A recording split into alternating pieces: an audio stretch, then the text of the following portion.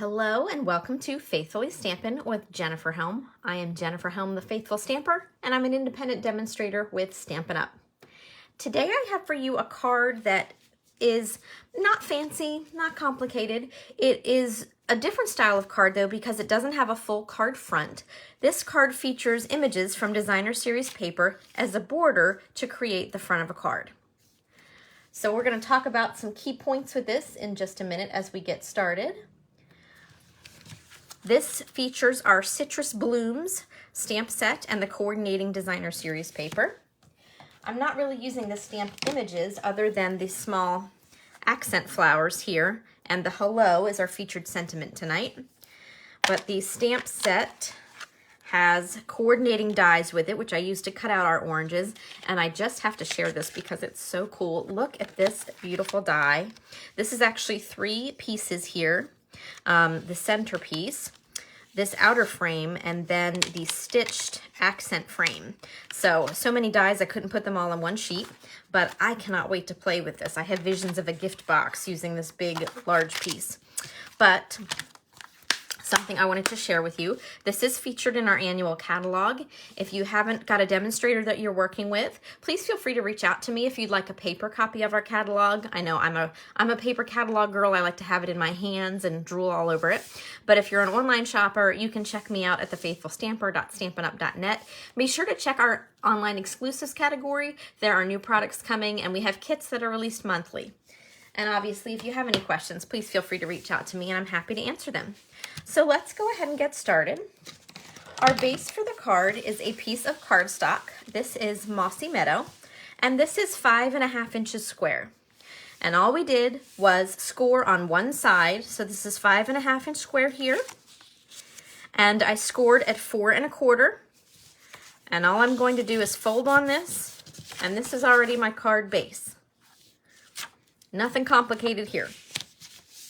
Now what I do like to do is lay my card back open to work with and give me a good visual. So what I did was I die cut some images from our Citrus Blooms paper. I didn't want to play nice and come off the table here.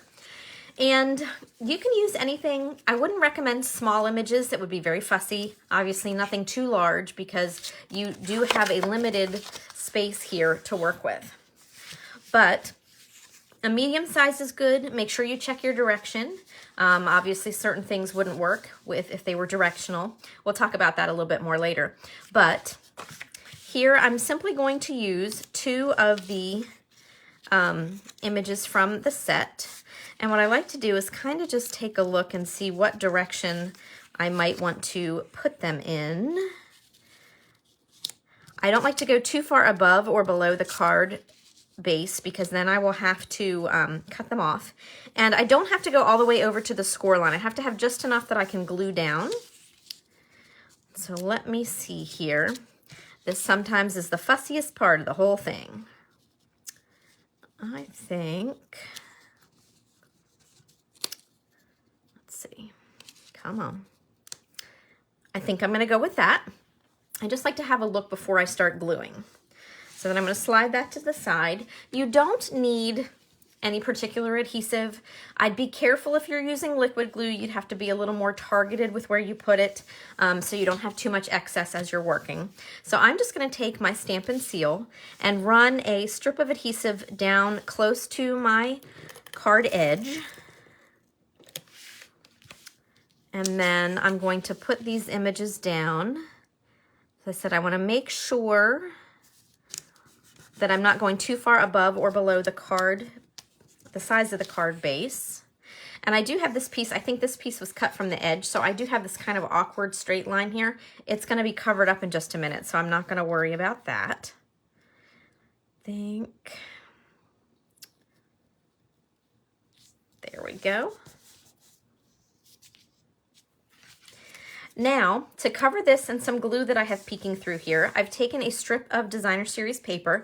This is actually not from the coordinating Citrus Bloom set.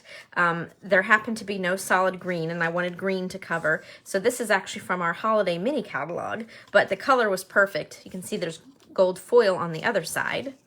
And what I'm going to do, I'm going to sneak and trim just a smidge off this peculiar leaf I was talking about because I'm afraid it might show a hair. So we're just going to get rid of that.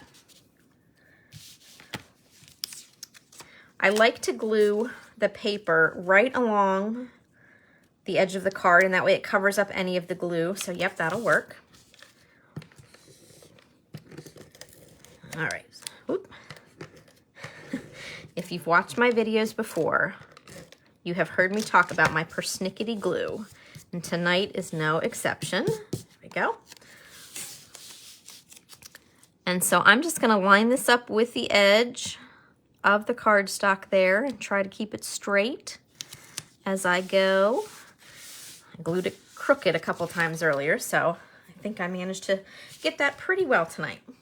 All right, so you can see that this is coming along. I got a little glue guts there, so get rid of that.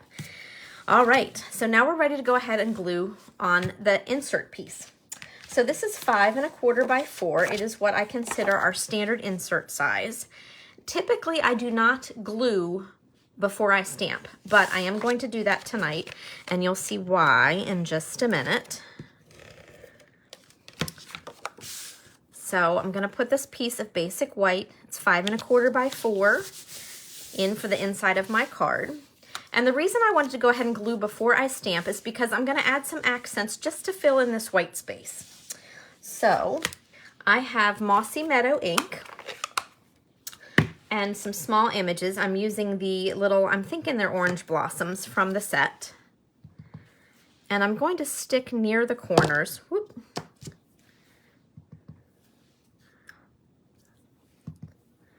Let's see. There we go. Now to finish the card, I'm going to take a scrap of basic white that is about 1/2 inch tall. And then my sentiment is the word hello. So I'm going to stamp here. Now I could angle it like I did here. I think I'm going to change it up for a different look. So I am simply going to take my scissors and trim it straight. I think I do want to take a little bit off this end as well.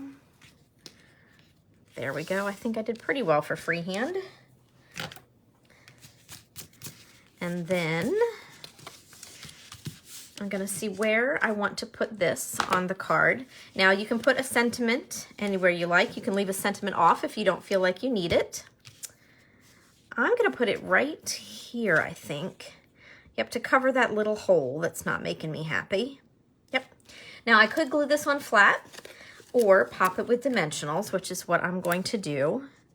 So it's up to you whether you want dimension on your card or not.